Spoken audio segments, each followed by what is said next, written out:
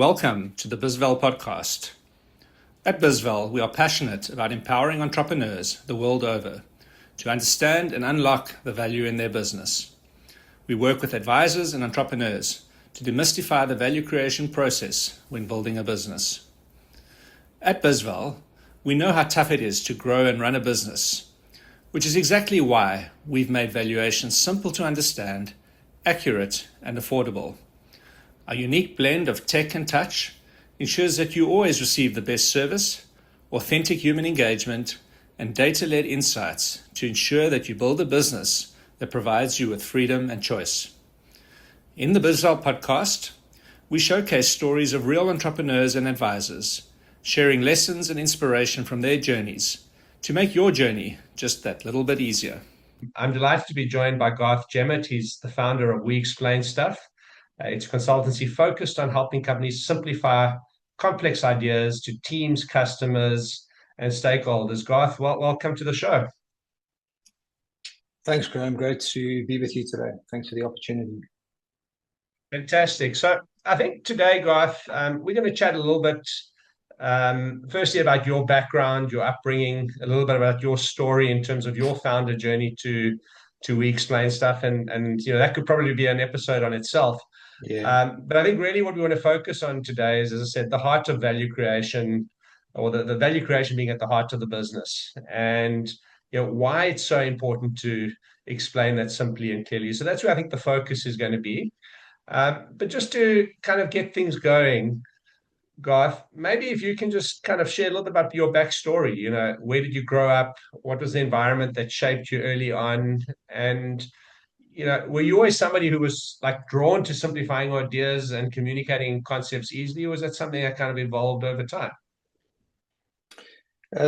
So just a little bit about me kind of growing up. I've always kind of known I was a creative person. It sounds a bit vague, but I was somebody from a very young age that was always interested in creativity. I loved drawing. I loved conceptualizing stuff. And as a kid, I can remember way back when I always used to draw and map out stuff. And I really developed a love for it. And when I was growing up, kind of in the early days, I was keen on getting into film. That was kind of where I thought my career would go, but it didn't go that route at all, because back in the day, in kind of sort of early stages of apartheid South Africa, you could pretty much go and work for the TV network, which didn't really excite me. So I went into advertising instead. I studied design, and then I went into the advertising market, and I spent many great years in the advertising market. Absolutely loved it. Kind of honed my skills there. I used to work for a big global network. Well, eventually ended up working for a global network called TBWA. And I was one of the senior art directors there. That was kind of my background. And I left the industry because of one main thing. And believe it or not, it was these things, mobile phones. It was kind of early stages of the Nokia phones getting cameras on them. And because I've always loved to communicate visually, I remember sitting there thinking, the internet's getting faster, and mobile technology in terms of cameras is getting better, albeit incremental. And I thought I want to be a part of that, because I always had a love for explaining things using visuals and diagrams and things like that. And so I left advertising, and I decided to start this business that would do this. And so I ended up working with my ex-business partner, who's a fantastic guy, John Louis. Him and I started this business together. And what we did, because we were starting to move into that space of using film and media to explain stuff, interesting doors started to open up. We got into Old Mutual Insurance. We got into Liberty. We got into the banks, Standard Bank, Nedbank, some of the asset managers like Stanlib, Cadiz. All these businesses that really struggled to articulate what they were about. It was usually a whole bunch of bullet points on a page. And we would turn that into a story that was easy for their staff to understand, their customers, and then also their frontline. If they were selling their products and services. And I've often said I'm living proof that God's got a sense of humor, because I grew up being a student that was easily distracted in class. I was often quite fidgety at school, and here I am working with all these businesses that are very technical and very complicated, and helping them unpack their stuff. So that kind of grew me into the space of working with more complicated and technical businesses, working a lot with actuaries, with accountants, with heads of product that were actually making these products and services. So yeah, that was my initial journey of kind of walking into this space. Full disclosure, I didn't yet understand the concept of value proposition or value articulation. I was kind of all over the map, explaining change management, explaining strategy, packaging products and services simply for sales teams and customers to understand them, or marketing teams. But the idea of value creation and value articulation was not kind of in my toolbox yet. So yeah, that was really my sort of my journey into that space. It was kind of out of it being a creative, moving into advertising, from advertising, leaving with this desire to make things visual, seeing the technology that was out and the kind of opportunities that were there with making stuff quite budget friendly for businesses using digital technology. And for many years, that was really what we did as a business. So, I mean, that seems to, so you've told the background story in a few lines, and I think that glosses over, I guess some of the learnings that happened along the way. So before we move on to kind of we explain stuff and value creation and what you do there, I mean, let's just go back to those sort of early years, either growing up or in the early days of starting your own business. I think there's a few other things there. What are some of the hard things that you experienced along that journey? Both in the sort of days of working with corporates and in the days of also, your first business. What are some of the things you learned about being an entrepreneur? What are some of the things you learned about yourself in those early days, Garth?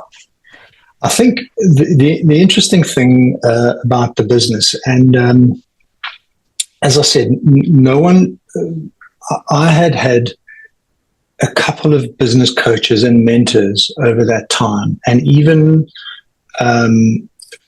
if you're a business banking client, you'll have business bankers that come in and engage with you. At no stage did any of them talk about packaging and structuring your value, and in a way that it doesn't live with you, the founder. And so what was really, really hard for me was the business was started, it was before I had kids, I still had hair. It was started by me in pretty much in my flat in Wynberg in Cape Town, South Africa. And what happened was it grew to 28 people, which is quite I mean, it doesn't sound big in many people's books, but in my books, it was big. There was a lot of pressure to perform, and we were project-based, so no retainers. And the hardest thing there for me, personally, was clients wanted to meet me. And I was really good at, I still am good, I hope I am. I was really good.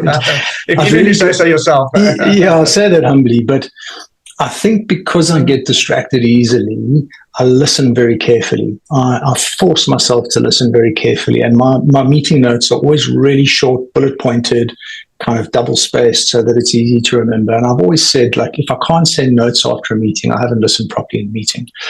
And what drove me crazy was I had 3 sales guys that worked for me, and they just really struggled. And I remember quite clearly getting quite annoyed with them because, I'm doing sales meetings with people, which is not kind of in your wheelhouse as a traditional creative person. You've built this business to a stage. As I said, my business partner is amazing. He's a very, very good creative guy, but he's also very good operation. My ex-business partner, sorry. And So it was a perfect sort of yin yang. I was great at the client relationships. I could meet, I could ideate and problem solve, and he was really good with the creativity as well. So we kind of met in the middle. But then he was good operationally. He knew kind of what to do to run stuff. But the sales was always tough. Always, always, always tough. I only realized much later on that as a creative business, it's dangerous to be in the space of selling your portfolio. It's actually the wrong thing to do, because often what happens is there's deep tribal knowledge around why you've developed that stuff, and it's hard to transfer that to a salesperson. It's really, really difficult to go, okay, why did you do this? What's the story around this? Or to be able to pivot in a meeting when a client says, I've got this problem, and you go, oh, that's funny. Let me show you what we've done for another client who's had a similar issue. And I never built that business with a pipeline. I built it purely out of relationships. I just went to meet people, to introduce myself, and to demonstrate value. So that was really, really tough. It was probably the hardest lesson I learned, and I only figured out things literally, a few years ago, about how to actually structure your value in a way that it's actually transferable. So that was probably the toughest. I think the other thing, and you and I have spoken about this, is to caution against scaling too fast. We scaled year on year. We grew about 15% a year. This is actually not a bad number, but what we should have looked at doing was optimizing processes instead of just continuing to add bodies. And the other thing that is really, really important for me, there's something called Porter's 5 Forces, which talks about who kind of has control in the market and, who the disruptors and like what's happening in the market. We never paid close enough attention to that. So you can get things that start to happen. For example, your client suddenly has more power because now they have an internal team that sort of does what you do. So it takes away a bit of the power from you. So I would say Porter's 5 Forces is something definitely to look at. But hands down, the hardest thing was that sales piece. For a service business, it's really tough. That was some of the roughest times that I had, was trying to get sales guys to understand what we were actually selling. Yeah, and I guess in the sense that you experienced that problem firsthand. So you grew the business to a point when you realized that, hey, I actually want to take a step back, and you hired salespeople. They weren't able to keep up that momentum. So you went through that aha moment of like, oh shucks, I know the business, I am the business, I can sell, but if I need other people to do this for me, they can't. It doesn't sit in their head. So it wasn't a hard moment for you as a business. At what point then did you think, oh wow, there must be other business owners struggling with this same thing? Is that what led to sort of saying, well, how do I move beyond this, and how do I solve this problem for other business owners? It's a great question. And it was a very indirect way that I came to it. My sister-in-law is in change management. She's a very, very good, very senior change management person in Old Mutual, South Africa. And I started having a conversation with her around mapping out a business. So what kind of goes into a business? You've got front office, which is sales and marketing. You've got middle office, which is vision, mission, strategy, etc. And then you've got back office, which is really around your ops and your delivery and your finances and stuff like that. And I started having a conversation with her around, can that be mapped? Can you actually put it into something that's quite structured? And I developed a diagnostic around it. I wrote a book, as I love storytelling, and I wrote a book about coffee called I Don't Need Another Inspirational Quote, I Need Coffee. And I set out with a very simple objective. I wanted to explain it, but in 30 minutes. I wanted somebody to be able to sit down, a business owner who's busy, and do that. And when I was finished with it, I was quite excited about it. But I remember thinking, I don't know if this is solving the problem. Like, the problem here is really around transferable value, as you say. It's more of a sales thing. And so what I did is I need to start looking at that quite seriously. And there's a friend of mine in the UK. He's actually living in Los Angeles now, Chris, fantastic guy. He's ex-Dell Computers, very wise. He's kind of late 60s. And he said something quite interesting to me. I met him through a mutual friend of mine in the UK. And he said to me, Garth, you've got to pick a position on the field.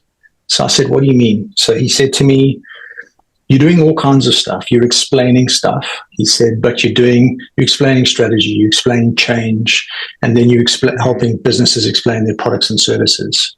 He said, there's nothing wrong with that. He said, but you've got to really look at something you can dial into. And so what I did is I looked at my book and I took a sort of I did an audit of the work we were doing over the years. And I saw a lot of the work we were doing was related to helping businesses grow by explaining their value simply.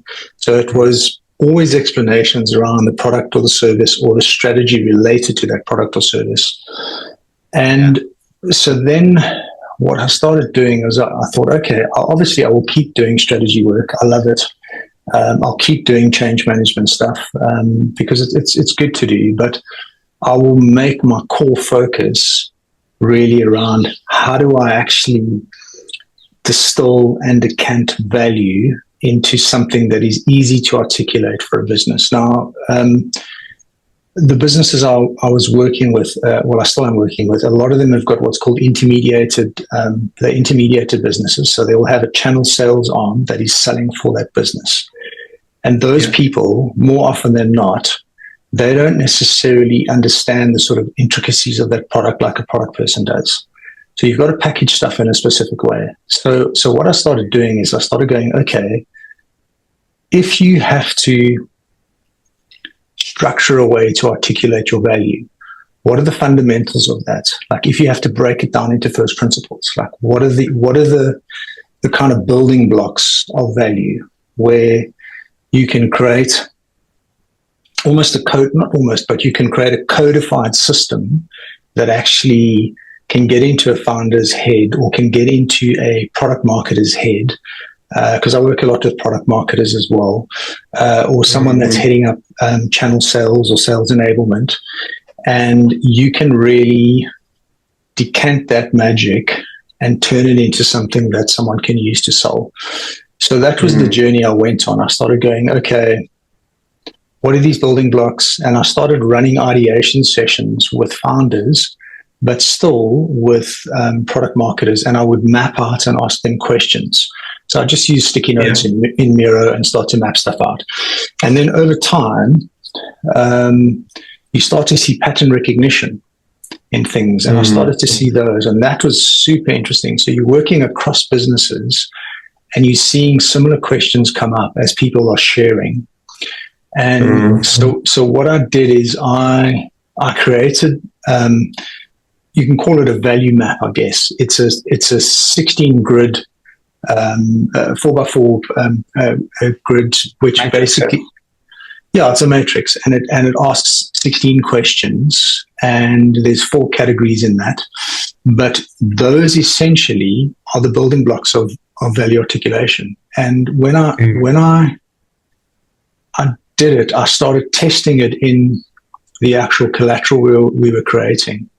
And I was like, holy crap, it actually works. It freaking works, which was quite exciting, So, because for years I had been, as I said earlier, creating digital content and collateral for businesses. So a lot of sales enablement, a lot of packaging stuff to give to people to basically go out there and sell and market the business.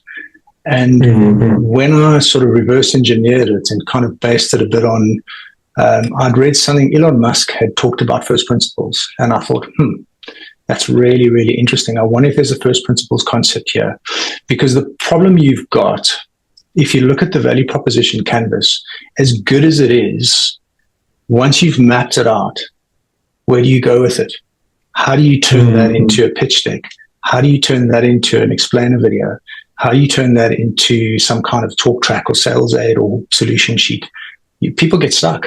They totally get stuck. So they get excited around the strategy session, but when it comes to the actual execution, which is where I've always been strong in the strategy, but the execution stuff we've delivered for years, they go, we've done the value proposition canvas. It's great, but now how do we turn that into the thing? Like, how do we actually get this in front of and get this into the hands of a salesperson? So yeah, that was a journey for me post that other book I wrote, and it was really interesting. And I've pretty much based the business now how I work, because I function more around being a consultancy now.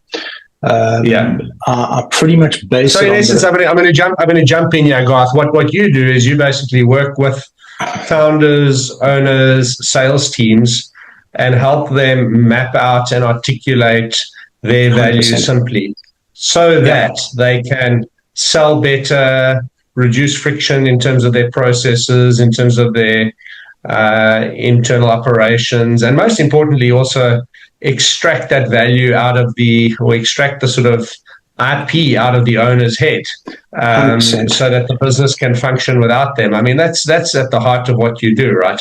Yes, and you're making it scalable. That's the key. It's not sitting in one part of the business. It's sitting in everything. And I mean, the things that, if you're happy for me to share, there was a couple of light bulb moments that have gone on for me in the last 2 years. Go ahead. The one was, I read Josh Kaufman's Personal MBA, which is a good book. It's all about basically how money flows through a business to kind of create a business. And there's a quote in that book which really kind of pricked my ears up. It said, I think it's a quote he borrows from someone else, but he says, a business is a repeatable process, so repeatable, that delivers something of value, which a customer is prepared to pay a price for, which yields a profit for the owner. So value, so it's repeatable, customer sees the value, prepared to pay a price, yields a profit.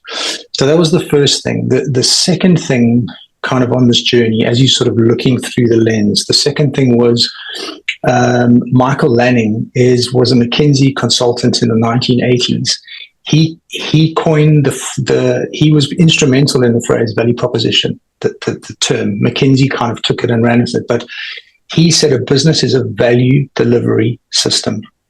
And I was like, holy crap, that's interesting. And what he said is your value proposition runs across everything.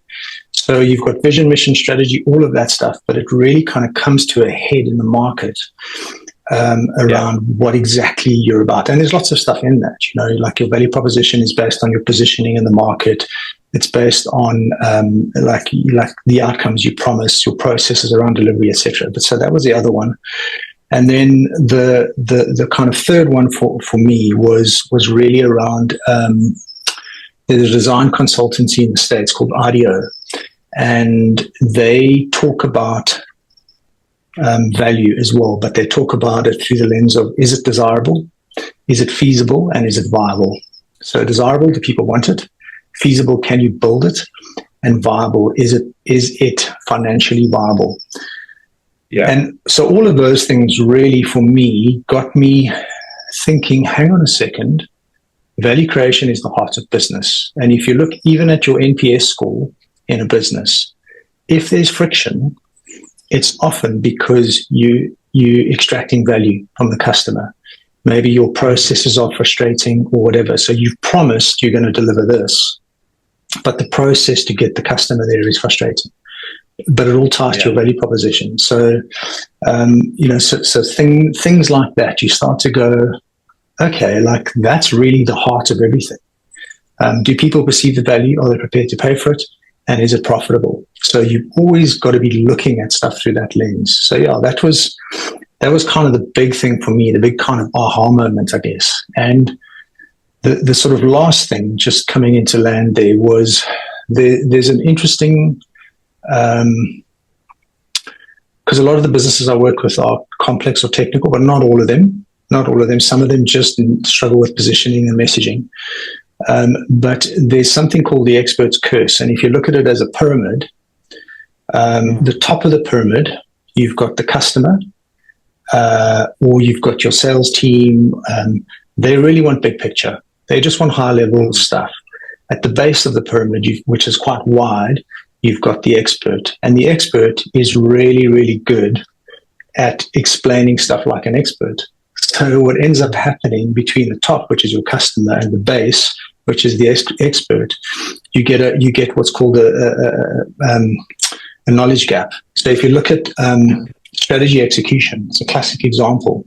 Your executives are experts; they have deep knowledge in the business, but those that need to execute at the top, they've got just big picture. They don't fully understand the intricacies of it. So it made me realize that you need to be able to package stuff at the tip of the pyramid really simply, but also be able to cascade it down to the base where you can go into detail. Yeah. So then somebody can move up and down that.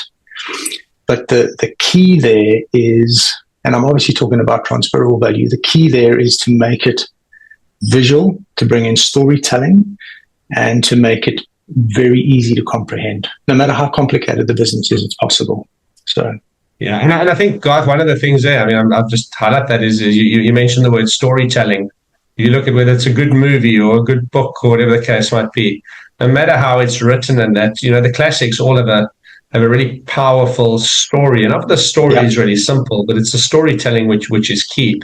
But I want to move on a little bit, and there's one idea I want to explore here is as you've explained it all seems pretty obvious. It seems pretty straightforward. You take a step back and you go, well, this is not hard. And obviously that's you doing your job at explaining the concept of simplicity. But why is it so hard for business owners, founders, organizations to do this? Like, in your experience, why do people struggle to actually accept that you need to package and present and explain things simply? What's holding them back? I think it depends on where they are on the journey as entrepreneurs or businesses. I think, and I have noticed the difference working with executives or managers, senior managers in corporates versus entrepreneurs. Executives and senior managers, they want to throw money at it. And the reason they want it fixed is their KPIs are linked to it. So they know they need to make it happen. They don't want to muck about. They want to get it done. I think a lot of entrepreneurs, depending on where they are on the journey, they think they can do it themselves. They think they can palm it off to maybe ChatGPT or to someone in the business that's kind of working like is maybe a sort of Swiss Army knife person in the business that can do a bit of everything. But the reality is, what you really need is you need an expert to sit with you and extract the knowledge, because the issue there is there are certain things you don't know, and you are way too close to the stuff yourself to be able to actually take a step back. I mean, it's the reason people go for therapy and all kinds of stuff. You can't fix yourself, right? Yeah.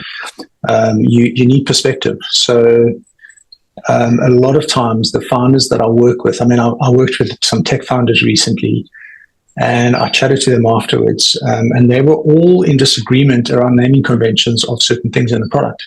So I said to them, how are you guys ever going to have a go-to-market strategy if you're not in alignment there? But we did a session, we mapped out stuff, and we standardized a whole bunch of what they do. So I think if it's painful enough, people will take it seriously. And the real big thing there for me is, if you want to grow market share and you want to grow your sales and you don't want to always be the bottleneck in the business, you're going to have to bottle your magic. You're going to have to sort of look at it and go, how do I decant this into something that I can share across my business? And the reality is as well, you're going to have to come back to it, because if you add another product line on, or you go into a new market, or something else happens in the business, you're going to have to look at it again. So it's a living thing. It doesn't stop there. But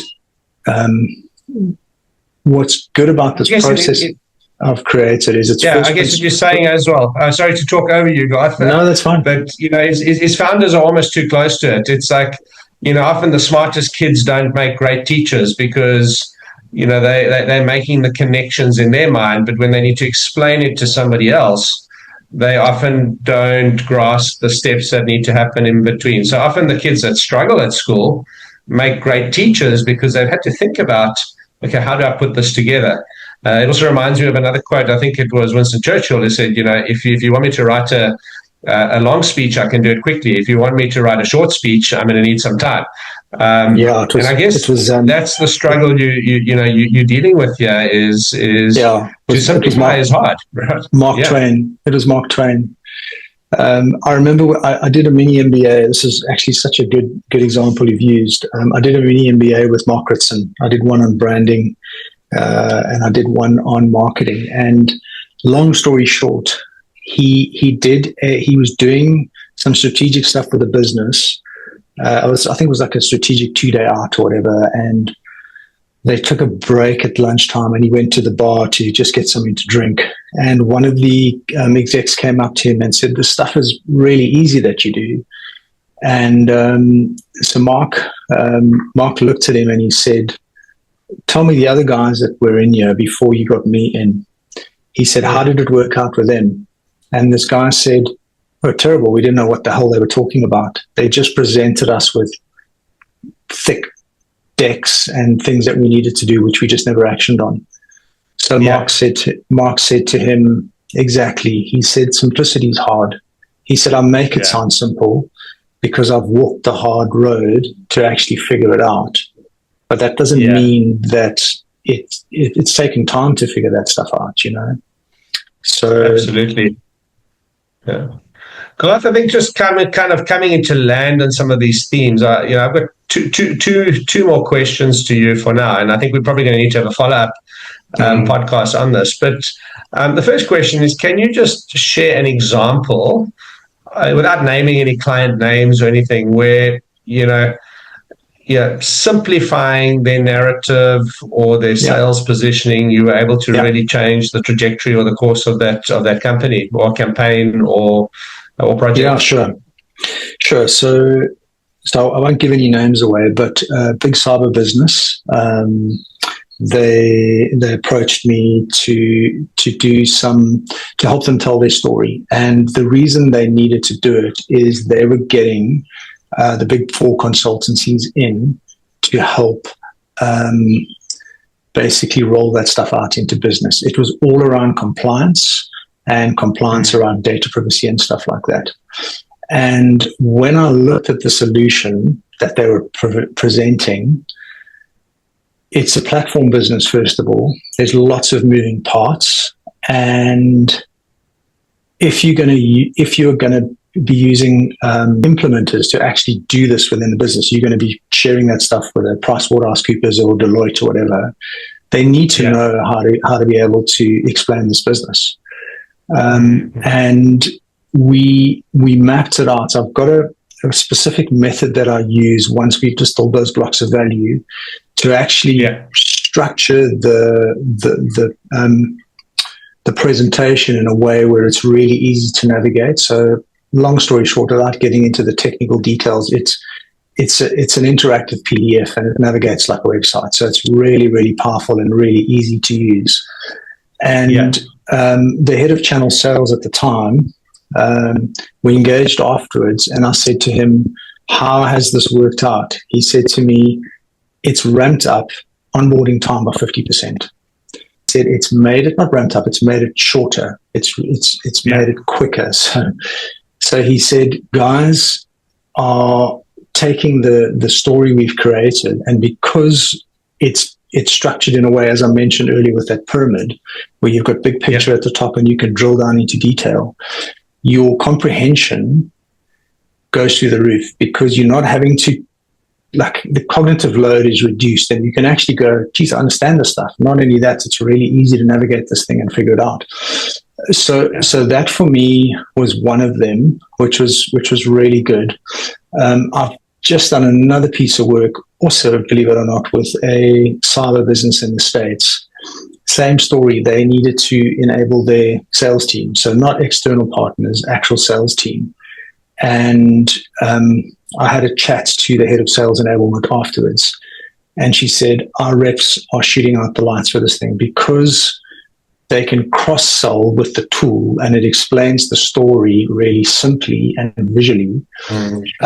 They are able to have very meaningful sales conversations without kind of going off track. So they can share stuff, talk about it, it's visual, and then if the client wants more detail, they can click down into it. So those are just two examples, but there's others. But what I often say, just coming into land, is if the aha moment isn't there, you've got a problem. So in other words, if a client's having to look and really try and understand and the value is not immediate, you've got a challenge. And that's why what I said earlier, the visual storytelling, the making sure the concept is realized and it's clear and it's simple is very, very important. So because you've simplified the story and the value proposition, that the salespeople can also use the time to build relationships. They can use the time to close, ask questions, rather than spend the time going through a detailed deck trying to explain something complex. So as you say, it not only reduces the cognitive load, but it also it allows more time for closing rather than explaining. Totally. And I mean, Jack Welch, another kind of instrumental shaper of my thinking was Jack Welch. When he ran General Electric, his execs would come in and they would say, like, Jack, can you look at this pitch I've got, and what Jack would say to them, and I don't know if this is hearsay, but it's what I read in an article. He would say, "Great, Graham, I'm not going to look at your pitch deck." He said, "I want you to draw it on one page for me. All the thinking that's in the pitch deck, draw it on one page for me." And they would apparently leave his office to having. But the reason he did that is he didn't want to solve their pitch deck for them, because people think in PowerPoint, and that's the biggest mistake you can make. So they don't actually take time to step back and actually crystallize the story. And then as a result, they can't explain it on a page. And that's the starting point of everything. You need your articulation needs to be really crisp. Like, if you can explain it on a page, you've understood it. That's the key. Yeah, and I think Jeff Bezos did something similar at Amazon. Every Amazon meeting, you've got to come in with a one-page memo, and that forces people to think. And what is the core? What is at the heart of what I'm trying to say here? So, Garth, I mean, we're almost out of time, and I think there's so much we can unpack with this. But I kind of want to just give you the opportunity. If you had to leave a founder. And then we'll have a quick rapid fire set of questions. But if you want to leave a founder with any one sort of thought, what would that be? Somebody listening in today is thinking, shucks, like, I'm struggling with sales, I'm struggling with value articulation. What would the one thing you would leave with somebody listening today? The thing that I would leave them with is, I would leave them with this, a very practical takeout. Ask your clients 3 questions. What is the biggest value we add? Because a lot of people build stuff in isolation, but aren't asking their clients, what is the biggest value we add? Why does it matter to you? Because then you're getting the motivation. And lastly, when you think of us, what one word or phrase comes to mind? So what's the biggest value? Why does it matter to you? And when you think of us, what one word or phrase comes to mind? The reason that matters is founders work in isolation, and all the founders that I work with, it's an exercise I take them through. They're so reluctant to ask their clients. Value is seen through your client's eyes, not through yours. That's key. Yeah. That's absolutely key. So that's what I would say. And that's a principle in business valuation as well. We always tell that to our clients is, beauty's in the eye of the beholder, ultimately. It's not what you think your business is worth. It's what a prospective buyer or counterparty thinks your business is worth. And 100%. that principle applies, when it comes to selling 100%. anything, ultimately, right? 100%. Yeah. Garth, I think, it's really been an invaluable discussion. I think there's so many nuggets and there's so many different avenues that we can explore. But we do try to keep our podcast down to under 45 minutes. So, I think we're going to have a follow-up to this. But before we wrap up, we always have a rapid-fire question just to get to know our guests a little bit more. So, top of mind, first answer that comes to mind. I've got about 5 or 6 questions for you. So let's start with the first one. What's the best business book that you've read recently? Best business book recently. There is a very interesting book on the 2008 crash called Super Crash by Daryl Cunningham. It's a graphic novel on the 2008 stock market crash. I highly recommend it. He's a British author. It's absolutely brilliant. And it's business related. It's really, really interesting. It talks about futures and how they work in the market. Awesome. Super Crash. Okay. Super Crash. What concept do you think more people in business should understand? Make simple notes. It sounds crazy, but a lot of people vomit notes on a page. If you can bullet point your notes and make them really short and sweet, it shows that you've understood. And for me, that ties directly into active listening. If you're working with a customer, make sure your notes are crisp and clear, and it shows you've understood. So I would say those are linked for me. Really, really. And put a controversial take in here. A lot of people nowadays are outsourcing that to AI, and I think my personal opinion on that is that's a real danger, because you have a conversation, you're not actively listening, you're thinking something else is going to summarize that. But that's a whole separate conversation. So we Gen X, I guess. So maybe the millennials and the Gen Zs will disagree with us. It's dangerous. Yeah. Something founders overcomplicate. Strategy. I would say strategy needs to be simple. It's about choice, and it needs to be super simple. I think founders overcomplicate it.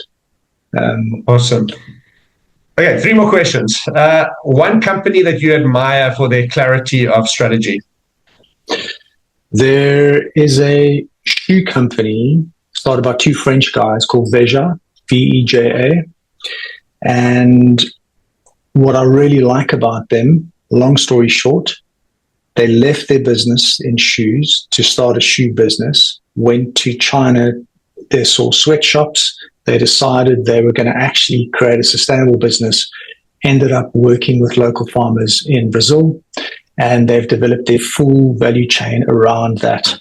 And everything in their business is all about that, right down to the fact that you can return your shoes to them and they will repair them and give them back to you. So what I like there is, although it's a shoe business and it's not a tech business, the story is very clear, and it ties to their strategy, and it also has emotional resonance. When you look at it and you listen to it, it's great. Plus, they share the journey of that story and all the mistakes they've made on their website. So the stuff-ups they make, they share it all. Boy, they're like, we tried this, it didn't work. So I would say Veja, for me, is really interesting story. Fantastic. Okay, 2 really easy questions to end off. Coffee or tea? I'm a coffee guy, black coffee. So you've been in the UK for 5 years. You haven't become a tea drinker yet. I used to drink a lot of tea, but I prefer coffee, black, no sugar. Awesome. And morning person, I know the answer to this one. Morning person or night owl? I'm a morning person. I'm up at 5. So 5 a.m. club. You get your best work done before everyone else comes up. Exactly. Yeah. Garth, I mean, I think this has just been such a great conversation. Thanks for having me. For me, one of the key takeouts is just, the importance of simplicity and clarity, whether it's sales, whether it's transferring value to build systems and processes. There's so many applications of this. Mm-hmm. If anyone listening wants to find out more about your work, or they want to get hold of you, what's the best way to reach out? They can find me on LinkedIn if they want. Just have to look up Garth Jemmett. on LinkedIn. I've been a bit slack on LinkedIn lately. I've been very busy. Otherwise, they can email me, garth@weexplainstuff.com. So it's just my name, weexplainstuff.com. Otherwise, they can fill in one of our web forms on our website. So, fantastic, Garth. And to everyone listening, thanks for joining us on the bizval podcast today. If you enjoyed this conversation, please subscribe on our YouTube channel and share it with somebody else who's building a business or needs to hear this message. Ultimately, if you want to create a business of value, you've got to understand value. You've got to be able to articulate that, and you've got to, understand the key drivers behind that. So thanks for listening in today, and hope to see you on a future episode of the bizval podcast. Ciao, everyone.